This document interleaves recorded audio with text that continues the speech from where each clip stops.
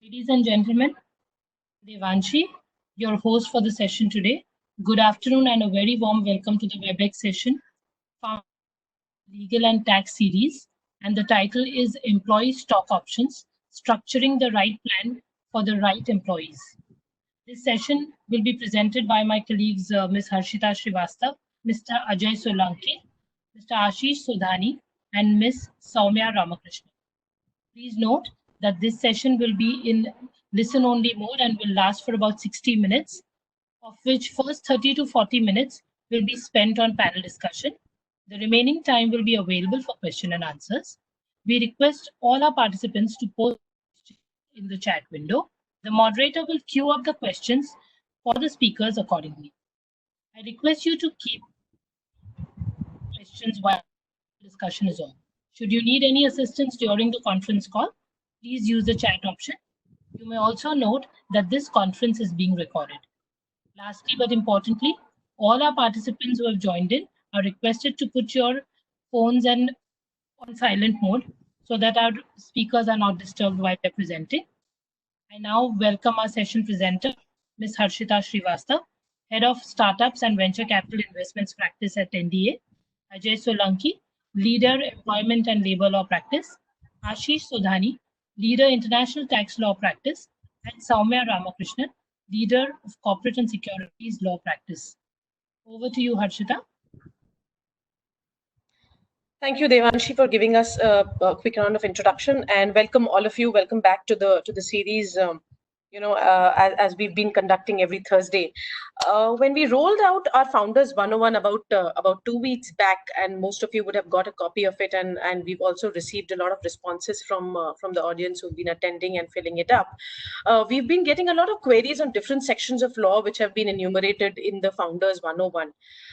Now, basis the feedback that we're receiving, we are actually curating these Thursday sessions on topics where we see a lot of queries coming. One of the topics where we've received a lot of traction was employee stock option plans, and hence we thought we will take up a dedicated session exclusively pertaining and dealing with employee stock option plans. At the rate with which startups are, mushrooming in our country, all that is needed is efficient planning of resources, right from getting the right assets and tools to putting together a powerful team in place. The aggressive competition that is prevailing in the fraternity makes onboarding of employees and retaining them a very challenging task, and you all would be grappling with it, I'm sure. And the only way possible, to keep the talent coming to you and retain them is to reward them rightly for their contributions. One such reward that the startups are giving out, and considering, and not now, but for a fairly long period of time, is employee stock option plans. Now, employee stock options, if I would rightly put that. Now, as part of a compensation offering, which is essentially to motivate the employees for all the hard work that they are putting in, and to motivate them to put in their best in the at the workplace. Now, ESOPs, as we understand, are aimed at achieving twin objectives: one, hiring the best talent, and two is retaining the best talent for a long period of time. Although motivation, employee retention, and awarding hard work are the key benefits which ESOP bring to the employers, there are several other noteworthy advantages to it. With the help of ESOP options, organizations can avoid the cash compensation as a reward, and whereby they can save, the immediate cash outflow. Since the ESOPs tend to make employee a part owner of the startup to the extent of the shares or the options that have been given to it, the emotional connect which the employees will have with the organization will be slightly higher than what they will, have vis-a-vis, when they're getting cash compensation entirely. And as the employees would benefit when the company's share prices soar, it would also serve as an incentive for the employees to put in their 100% in the growth of the company. Keeping all the benefits of ESOPs in mind, it was important, and we decided that you all should know and understand the finer details of how ESOPs are structured and how they are rolled out by the companies. Now, usually startups roll out this scheme for selected employees, select employees based on their position and their ability to impact the company. This ownership in the form of company shares is basically assured upon fulfillment of certain predefined conditions and a predetermined price. they come up with obviously a set of complex rules and regulations, both under the Companies Act as well as the foreign exchange regulations, and we'll deal with those specific situations in the session today. And from here on, let's get started with our session. And I will, direct my first question to our panelist Soumya. Soumya, if you could help us explain the different kinds of ESOPs that are there and who is eligible for an ESOP. Who can the companies really grant? Is it employees? Is it advisors? In the employee bracket, who is it that we can really give the ESOPs to, grant the ESOPs to? Thank you, Harshita, and welcome everybody to our panel discussion on ESOPs. Like Harshita pointed out, one of the key benefits of a stock-based incentive is basically to sort of one is to reduce the cash flow of the company, and B, to include a emotional connect, and the employee feels invested in the company. However, there are several rules and regulations under the corporate law in India, which we'll be dealing with specifically in relation to private companies in this session, which sort of permit what kind of options can be given and not. So jumping straight into it. So the options that Harshita referred to, which is basically a simpliciter structure, whereby an employee is given options which subject to fulfillment of certain conditions, which could either be a period of time or performance linked conditions, would entitle the employee to receive shares in the company. So this sort of structure is permitted under an Indian Companies Act concept to be given to employees of the company, which is basically permanent employees of the company, whether in India or outside India. It can be given to directors of the company other than independent directors. It can also be given to these two categories of people when they are employed with or directors of holding or subsidiary companies of that company. However, who cannot be given options are promoters and also directors and their relatives who hold more than 10% in the company. Now, from a startup perspective, there are relaxations given in this respect. Basically, the exemption from granting options to promoters is available. Basically, a startup can issue employee stock options to promoters. So under a traditional ESOP structure, these are the people who are eligible to receive options. Other than this, there are also various structuring options that you can use to grant stock-based compensation to consultants and other forms of advisors of the company who are not directors or who are not permanent employees of the company, which we'll be discussing during the course of the session today. Harshita? Thank you, Soumya. After understanding who's eligible under the law to receive the stock options and what are the different forms, Ajay, if you could kindly explain to the audience, the key concepts. We've seen people using the terms like grant, vest, and exercise when it comes to employee stock options.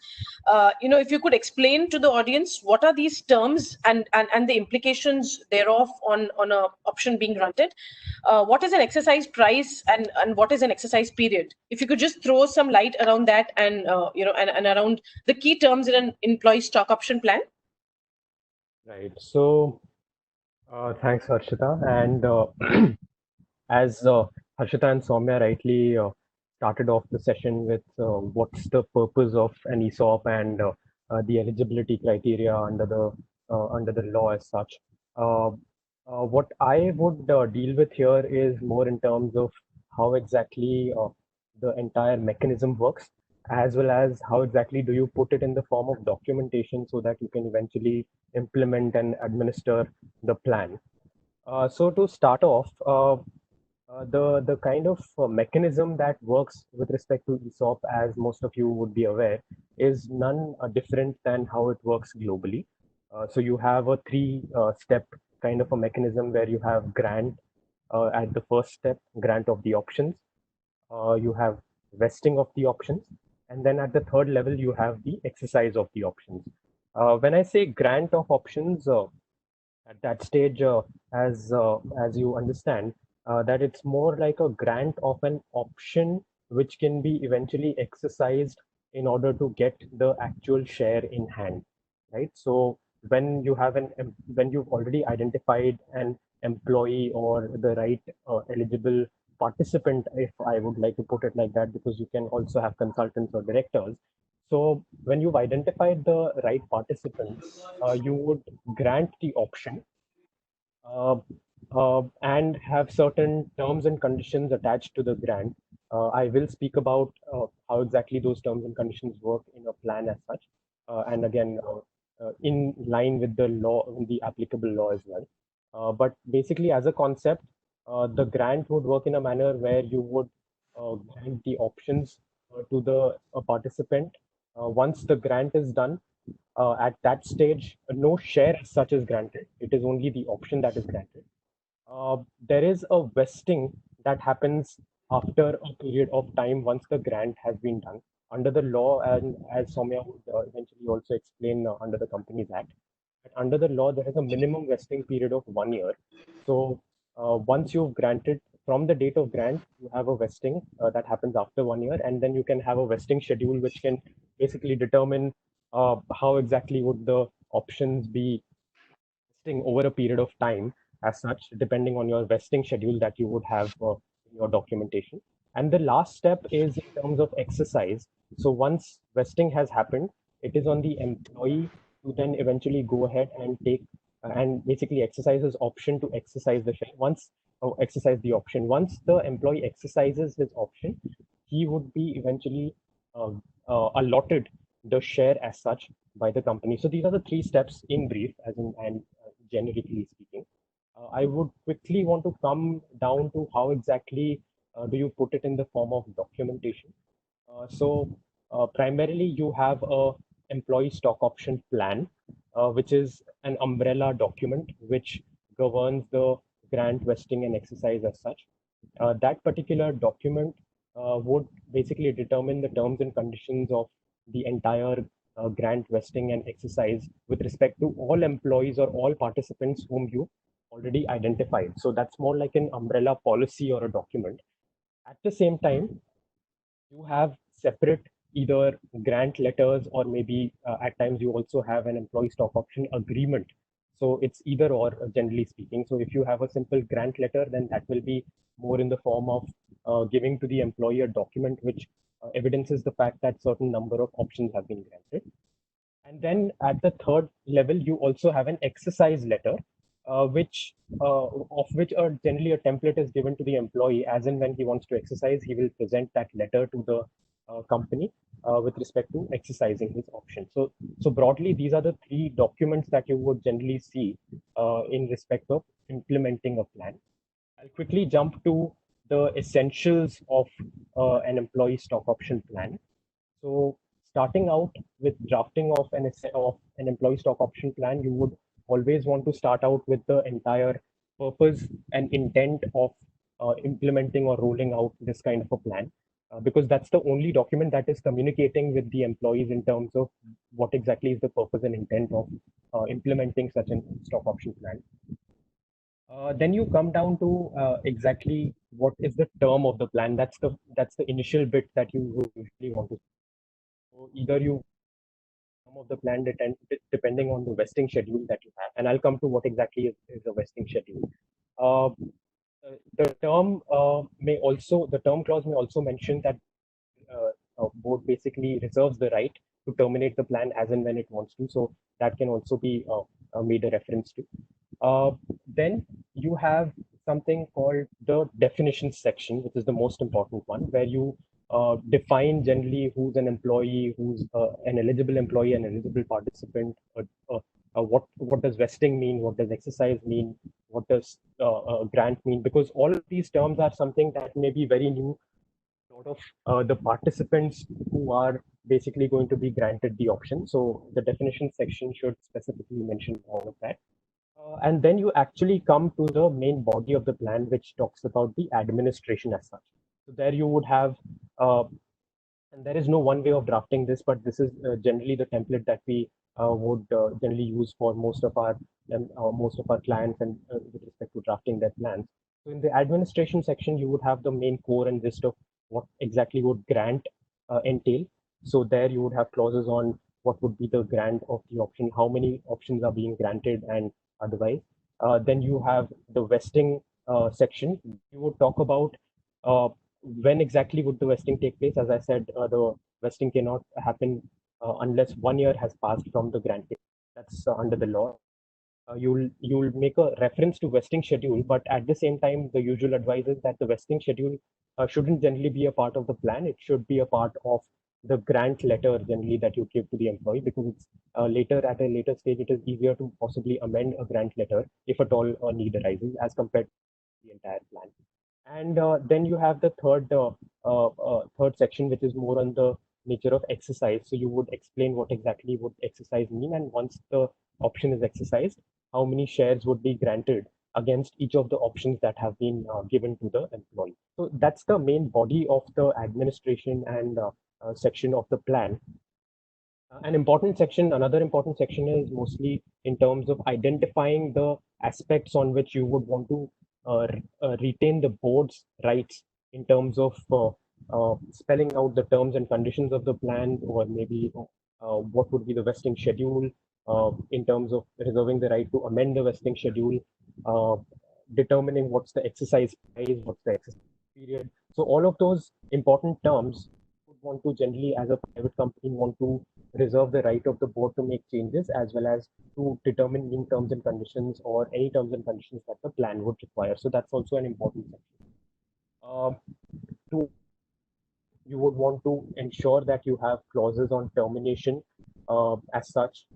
By termination, I mean termination of employee or the termination of directorship as such. So to that extent, you would want to specifically spell out, generally speaking, various options in terms of cessation of employment. So one may be employer-initiated termination. Generally speaking, what happens in case of employer-initiated termination is that all the vested options, the employee would be given some time period to exercise those vested options. But as far as the unvested options are concerned, they would typically lapse as such at the time of termination of employment by the employer. Similarly, in a resignation scenario where the employee has voluntarily resigned, you would want to specifically spell that out as well. So there as well, it works similarly, as in all the vested options would the employee would be given some time to exercise, but at the same time, the unvested options would lapse. You have certain specific conditions like cessation of employment or directorship due to death or permanent incapacity. I think Soumya would also possibly touch upon this, but the law itself says that in case of death, all the unvested or vested options, all of them would eventually vest in the legal heirs of the employee or director. And in case of permanent incapacity as well, because these are situations which are not specifically under the control of the employee or the employer. So basically all the unvested and vested options, both the categories would generally vest in some form with the person who suffered the permanent incapacity. The last one sometimes is quite important, which is termination due to misconduct, or termination for cause, as they call it in the US. There you have the flexibility of determining, and the law doesn't specifically prescribe any term as such on that, but you have the flexibility of basically identifying what exactly would you want the options how exactly would you want the options to be governed in case of that situation where it is termination for misconduct. So once you've also determined that, I think the last two clauses that are most important that are left out are, one is termination of the plan itself. So you would generally want to retain right with the board in terms of determining when can a plan be terminated if at all it is required. An important point to note here is that the law generally doesn't allow you to make variations to the plan or make such changes to the plan which are generally in the nature of detriment to the employee as such. So I think even Soumya would touch upon that. But the basic concept is anything that acts to the detriment of the employee, any such variations to the plan may not be done. So the board will need to be always cognizant of that fact. And then there is an important section as well, though it's called miscellaneous or general section, but it has very important clauses, for example, in terms of dispute resolution, or maybe in terms of governing law section, a severability clause, which would say that if any of the part of the plan is held to be invalid, then that doesn't entail the entire plan to be invalid as such. And an important one is in terms of general risks. So a general risks clause would generally cover the fact that you would need to tell the employee that considering the options would lead to allotment of shares, all the risks associated with holding a share would equally apply to the employee as well. So, for example, if the share value goes down, all those risks have to be assumed by the employee as well, and the employee cannot claim as a right that at some stage they were promised that the shares would go up in value and they'll be receiving the benefit out of it. So that is also an important section that's more in the nature of disclosure that needs to be pointed out in the plan itself. So I think that's the gist of how exactly would you briefly draft a plan. Again, in terms of the grant letter, I'll quickly touch upon it. So grant letter would usually talk about what are the terms of the grant, what exactly is the vesting schedule. So usually you would want to connect the vesting schedule with, say, the term of the employee being in your organization or the director being in your organization. At times you also want to link it with the performance. So it's more in the nature of performance based. And at times you would want to have a mix of both. So more in the nature of blend of tenure of the employee as well as the performance of the company or the employee. So that all you can basically specify in the grant letter.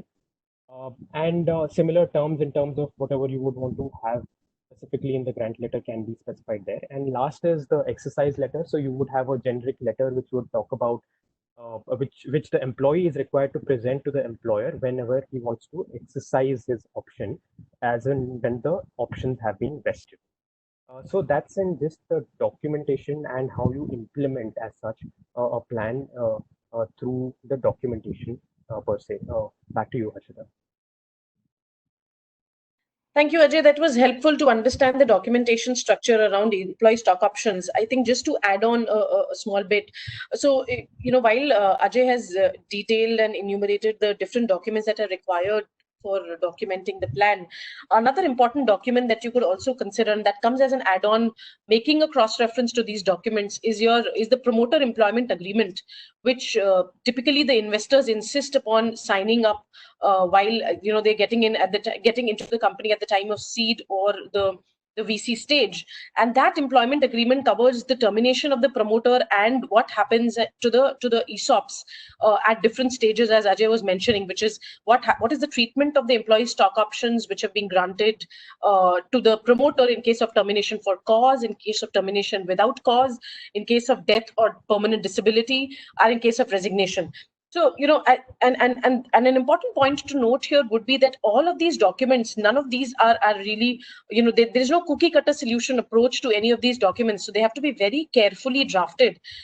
One, to include your commercials in terms of the grant, vest and exercise, and two, to incorporate the provisions of law within which the stock options operate in general. So, just be very careful while drafting all of these documents, because all of these tie up together, when it comes to the, enforcing your stock options, or let's say exercise of the stock options. From here on, I think it will be important to hear what are the different structures in which an ESOP can be granted or can be implemented. The structuring of an ESOP becomes very important for a company, to understand and to understand the nitty-gritties of. Over to you, Soumya. If you could just throw some light on how an ESOP can be structured. Are there different ways to do it, or is it just a simpliciter grant by virtue of the documents that Ajay just mentioned? Sure. So like I said earlier during this session, I'll be covering about 3 or 4 options. So one is the option of sweat equity. I'll come last to the traditional ESOP option and how differently we can structure that.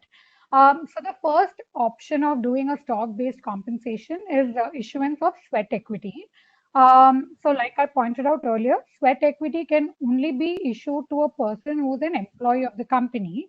And employee is defined as a permanent employee of the company, either in India or outside India. And it could also be a director of the company. And also it includes an employee or director of a subsidiary or a holding company. So these are the eligible people who can be issued and allotted sweat equity shares.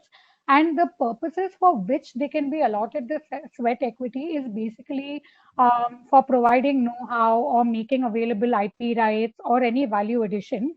And interestingly, just like ESOP, even sweat equity can be issued for any future benefit that a company expects to receive from the director or employee, which is what the term value addition means.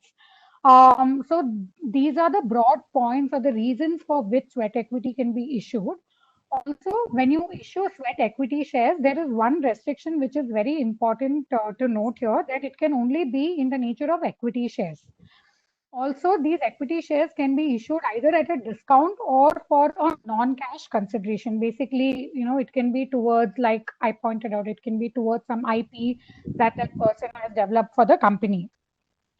And there are also certain other restrictions. For example, one is an annual restriction, which says that not more than 15% of the paid up equity capital or rupees 5 crore, whichever is higher. This is the limit for issuance of sweat equity in 1 year. And also, overall, at any given point of time, your sweat equity cannot be more than 25% of your paid up capital. However, since we are focusing on startups, it's important to know that for the first 5 years, this limit is 50% for entities which are registered as startups. Now, one other restriction that is important to note is that the sweat equity shares are automatically logged in for a period of 3 years, which is slightly different from what you can do in an ESOP, which we'll get to in a couple of minutes. Also, a company can go down the path of issuance only after 1 year has elapsed since the incorporation of the company.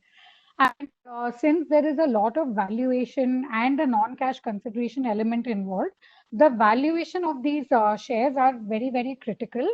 And both the shares being issued to the company, basically the equity share issued by the company, and the consideration for which the sweat equity is being issued, has to be weighed in and valued by a registered valuer. So this is a broad overview of sweat equity. Coming back to what we call a Section 62 issuance, this is nothing but a general preferential allotment which is used by companies. The one major benefit here is that there is no restriction on who these shares can be allotted to. So basically, this could be a consultant. As you may have noted, sweat equity and ESOPs can only be given to employees and directors. So if you want to give some sort of stock to consultants, whether they are individuals or whether they are corporate entities who are functioning some advisory role, they can be given shares under Section 62. However, the disadvantage here is that there is no benefit element involved, there is no discount element involved. So what happens in a Section 62 issuance is that there is a consideration which is agreed between, let's say, the company and the consultant for providing the services. What you can do here is that whatever the consideration payable is, you can issue that in the form of shares. And here, like I said, there is no discount. The consideration will have to be matched with the valuation of the company, and accordingly, shares will have to be allotted to that person at the fair market value of the company. So this is again a broad overview of a Section 62 issuance. Now coming to ESOP, which is again governed by Companies Act. We won't be going too much into SEBI, which are additional rules governing issuance of ESOP by listed companies. So under the Companies Act in India, there are two primary structures which are envisaged. One is a direct grant structure and one is a trust structure. So for startups, usually what we've seen is that a direct grant structure is favored mostly. This is because of the ease of administration, etc. Now, again, the eligibility is something I'm not going to repeat. We've already discussed that. Like Ajay mentioned, an ESOP plan has to be adopted by the company. It needs to be approved by the shareholders of the company. There needs to be a minimum gap of 1 year between grant and vesting. And what really happens is that when the employee is exercising an option, at the time of exercise, depending on what the exercise price is, which can also be a nil exercise price, the employee or the director is given shares in the company. So it could be at whatever ratio. Let's say the ratio is agreed at 1:1. Then for each option exercised by the employee, they are given shares in the company. Now, a few important points to note here are that these options are not transferable, except like Ajay pointed out, in case of the death of the employee, whereby the shares accrue to the legal heir of the employee. And again, the employees are not really eligible to exercise any of the shareholder rights in the company until they exercise the options and become shareholders of the company, which means that they get voting and dividend rights in the company only after they exercise these shares and become shareholders of the company. Now, coming to lock-in period, unlike for sweat equity, where I mentioned it is 3 years, for an ESOP for private companies, it can be determined by the company as to what the lock-in period will be. So in companies like again Harshita pointed out, what happens when employment is terminated for cause, without cause. So these are generally transfer restrictions which will be put into your articles of association, and any transfer of shares will be governed by that. And again, like Ajay pointed out, it is important that the plan is not amended to the detriment of the interest of the employees. So that is one important point to keep in mind. Coming to the trust structure, trust structure is a little more complex than your direct grant structure. And we'll come to what are the couple of benefits from a corporate perspective on that. And later in the session, we'll also deal with how each of these structures are taxed. But in a trust structure, what really happens is, initially a trust is set up and it has to be registered with the sub-registrar. And what usually happens is that this is also one of the first benefits of the trust structure, that you don't need to do a fresh allotment, which means that, existing shareholders or promoters can transfer shares held by them to the trust, which can later be given by the trust to the employees when they exercise the option. So, like I said, the first benefit is it can cover both primary and secondary issuances, which the underlying benefit of which is that there is no dilution in the paid up capital of the company. The second benefit is also the funding of these options. So what usually happens is because there is an upfront allotment or transfer of shares to the trust, the Companies Act recognizes this and provides an exemption or an exception to this structure by saying that while a company cannot buy its own shares, in case a trust structure is set up for the benefit of employees, a company can give a loan to the trust which is set up for this purpose, and the trust can use these loans for the purpose of purchasing these shares. And how the structuring usually works is the trust takes a loan from the company, and when the employees exercise these options and hence they pay exercise price to the trust, then upon receiving the exercise price, the trust keeps repaying the loan to the company. Also, the other benefit is also that, like Ajay and Harshita pointed out, when an employee leaves the employment of the company, and especially in a scenario where, let's say, the company wants to buy back the shares or wants to give some amount of liquidity to the employee, a trust structure is also beneficial because the trust can just buy back the shares, and this will be a secondary purchase from the employee as opposed to a direct grant structure where the company will actually have to use its reserve to buy back the shares, which is again a slightly complicated procedure. Also, just one other restriction under the trust structure is that the money and the value of shares which is reserved for the trust under this structure cannot exceed 5% of the paid up capital of the company. So this is overall, Harshita, the broad overview of the structures that are adopted by companies to grant options. Thank you, Soumya. Just before we go on to Ajay to understand what happens to the, how are these treated upon termination, and we go into the details of that. Ajay, if you could just answer a few of the panel attendees' questions in terms of a lot of them want to issue these stock options to advisors and freelancers or consultants that they work with.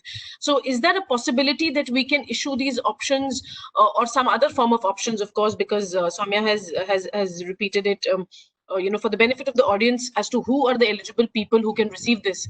So can the consultants and freelancers be granted some kind of an option to subscribe to the shares of the company?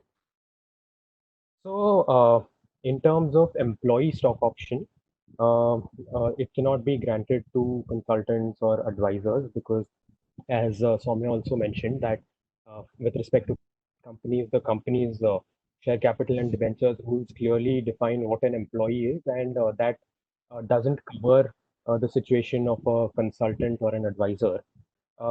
Typically, in situations, and someone had also asked a question on phantom stocks here. So typically, in such situations, you would have an alternative kind of a structure which would work similar to an ESOP. And in respect of phantom plans as such, which in short means that basically the person to whom these phantom units as such are granted is essentially eligible to payment of upside with respect to the share to which the unit is attached to. So basically, what happens is, in case of a phantom plan, the share of the company is not granted to the participant, but the upside, which is something that is linked to the share. The monetary upside is basically paid in terms of cash to the consultant. So what we've seen is that in a lot of cases where you have consultants and advisors to whom you would want to roll out a similar kind of a structure, a lot of people use phantom plans in those scenarios. Uh, Coming to the aspect of termination of employment, as I did touch upon it previously, in terms of termination, it can be seen as a cessation of employment in various forms. So it can be in the nature of employer-initiated termination or voluntary resignation, or maybe in terms of retirement of the employee, or in case of death or permanent incapacity, the employment or directorship ceases. So in various of these cases, in your plan document, generally speaking, you would want to specifically include those terms in terms of what would happen. Uh, Generally speaking, in case of employer-initiated termination for causes which are apart from misconduct, any unvested options would lapse, but at the same time, for any vested options, the employee would be given the opportunity to exercise his option within a given period of time as such, which can be determined in at the discretion of the employer. What time would that be in terms of exercise? So generally, it ranges between 1 to 3 months post the termination of employment. Similarly, in case of resignation as well, the same aspect works. For death and permanent incapacity, all the vested options, all the options that have been granted to the participant then generally vest in the legal heir in case of death, and in case of permanent incapacity in the participant himself. Uh, Again, in terms of retirement, it works similarly. Generally speaking, all the options would vest at that stage, and a particular period of time would be given to the employee to exercise his option. In case of misconduct, uh, the situation works a little differently, and you can always determine in your plan how exactly would you want to treat the options if the termination is due to misconduct. So over to you, Harshita. Thank you, Ajay. Ajay, if you could also, spend maybe 30 seconds in terms of a lot of attendees also having this question to compare ESOPs with share appreciation rights with SARS, etc. Maybe I know it involves a different discussion altogether and a detailed structuring review. But just because you've been involved integrally in the structuring of these ESOP plans for different companies, if you could just spend 30 seconds on that. Right. So basically, with respect to private companies, you would see in the company's shares and debentures rules that there is only reference to employee stock options, which are plain vanilla stock options. At the same time, you see that for listed companies, you have the SEBI share-based employee benefits regulations of 2014, which were initially the 1999 ESOP guidelines. And just to share here, our founder Nishit Desai was involved in the drafting of the actual guidelines when they came first in 1999. So when they were changed in 2014, there were references, and though they are only applicable to listed entities, but there were references to several other share-based employee benefits plans as well. One of them is SAR, which is a stock appreciation right as such, which is more of a concept used in US and the Europe, which is where basically it was borrowed from in our regulations. Briefly speaking, what a share appreciation right is that, again, in terms of uh, uh, the actual benefit that flows from a share appreciation right is not in itself the share, but actually the monetary upside related to the share that the employee would be getting out of exercise of the share appreciation right as such. So it's more in the nature of a right granted to the employee, which will eventually uh, lead to basically cash payments to the employee as such. At times, what we've also seen is that some US plans that we generally review for grant of these share appreciation rights to employees of Indian subsidiaries or Indian entities, they also make a kind of a reference to hybrid kind of structures where the employee as such has the option to possibly exercise and get the share or possibly get the cash upside as such in a share appreciation right kind of a structure. So if you ask me what's the basic difference, I would say that in an ESOP you would get a share as such, but generally speaking, in an SAR you would generally talk of payment of cash as such, unless you have a hybrid structure. Thank you, Ajay, and I hope again, just to touch upon, since we are talking about this, there is another category which is called restricted stock unit (RSUs), though not specifically spelled out in the Indian legal context. When I say that, even in the regulations, the ESOP regulations applicable to listed entities, but an RSU is again more of a concept used more frequently in the US. And RSU is also a similar concept where it would not lead to grant of the actual share per se, but possibly payment of cash as such to the employees.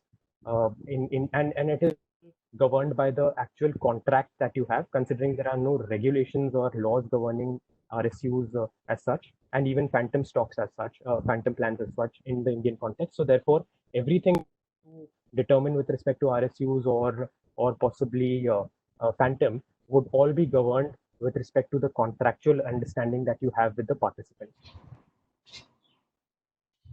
Thank you, Ajay. I think that would have given the audience a flavor of how SARs and employee stock options and restricted stock units can be compared. For more questions, and if they remain unanswered, of course, you can write to us and we will respond suitably to all of you. Moving on to the next bit before we touch upon tax, just quickly. So a lot of our startups also have this question, and we keep getting it from our clients as well, as to whether Indian residents can be granted options in offshore companies situated abroad, and vice versa. So let's say there's a subsidiary in India and the holding company with the holding company in the US.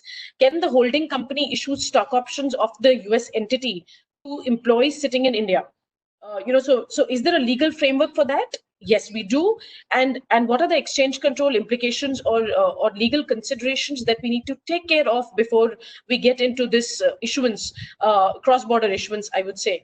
Soumya, so if you could quickly touch upon the FEMA aspect, the Foreign Exchange Management Act, what does it say about grant of options to non-residents, non-resident Indians? Sure.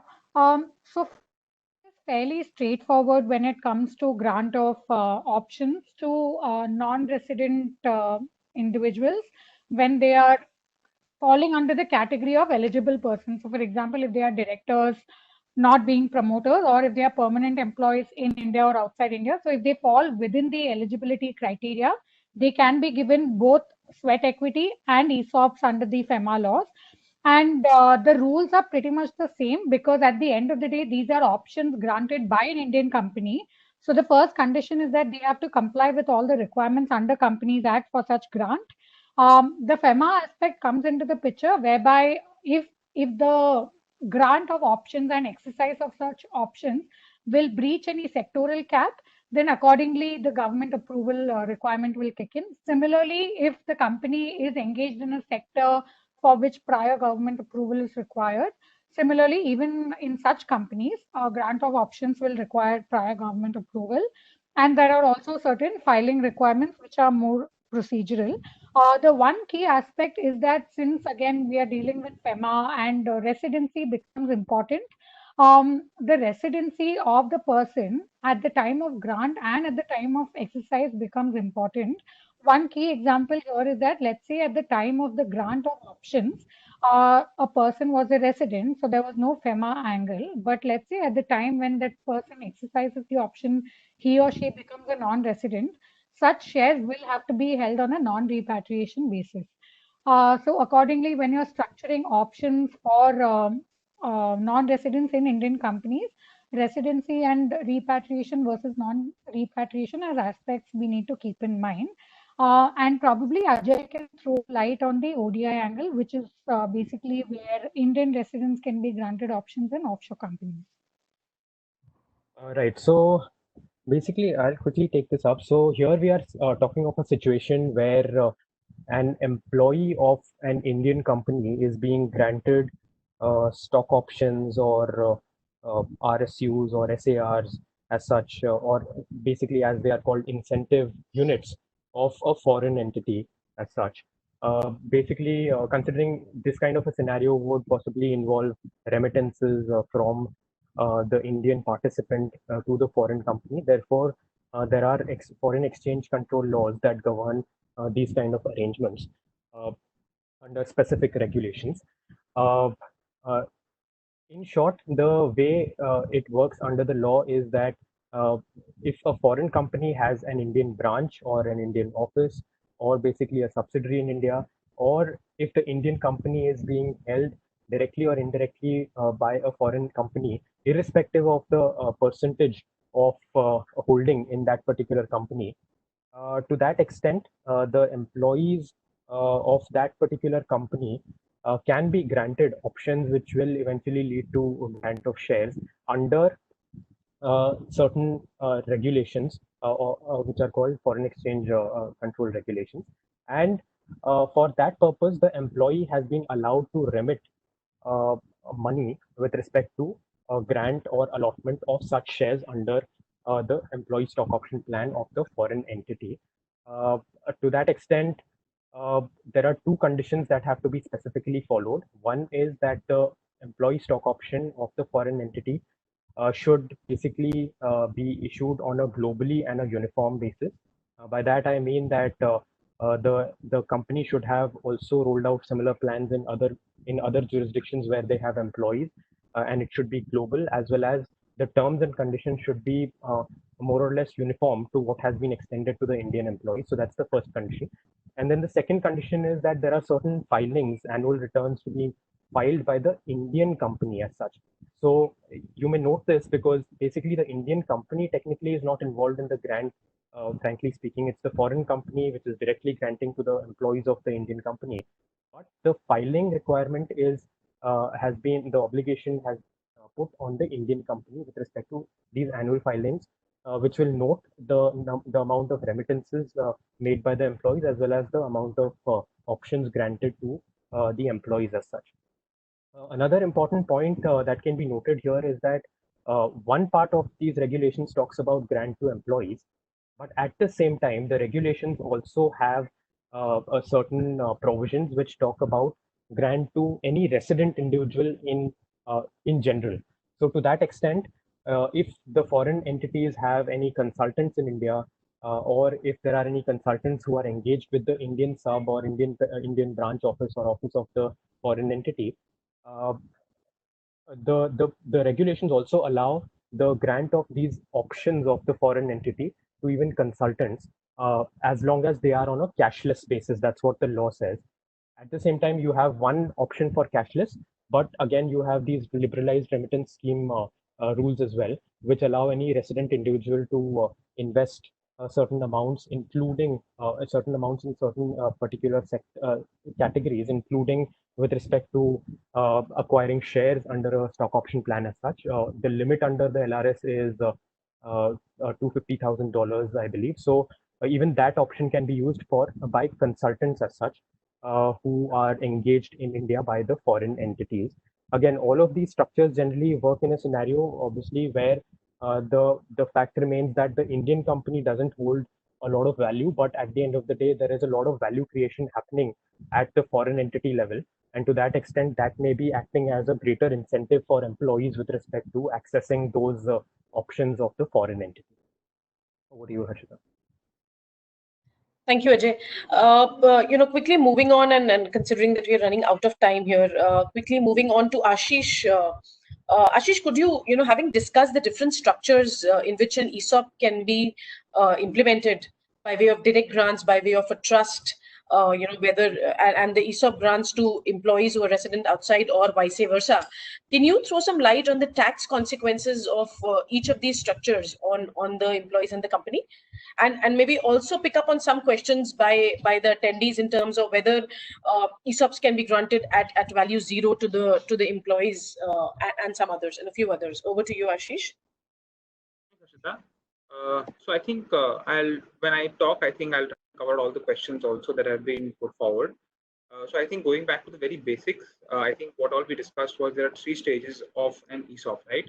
The first is the grant stage, the next is the vesting, and then is the exercise, and post the exercise comes the sale of those shares. Now, the tax on each of them we can quickly discuss and then get into the structures. At the time of grant of the option, since it is only an option and this is just a grant being made by the company to the employee, there is no tax on the grant of the option itself. At the time of vesting, also there is no tax that becomes payable either by the company or by the employee at the time of vesting. It is at the time of exercise that the company and there is tax payable by the company and the employee, which needs to be kept in mind.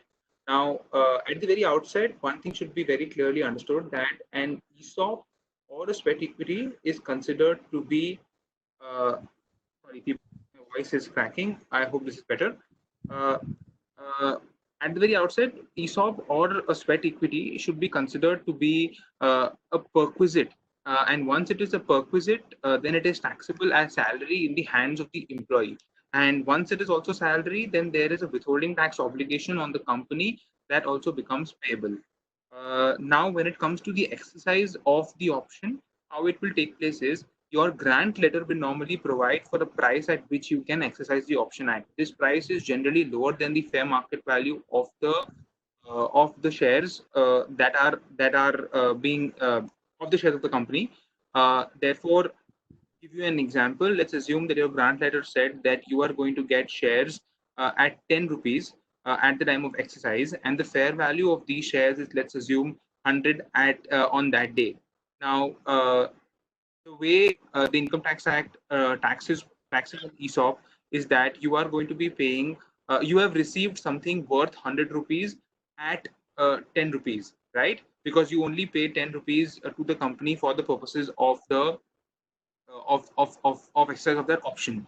Therefore, that 90 is added to your income, and tax is withheld by the company, which is effectively deducted from the salary that is paid to you in the next month, and the remaining balance is paid to you.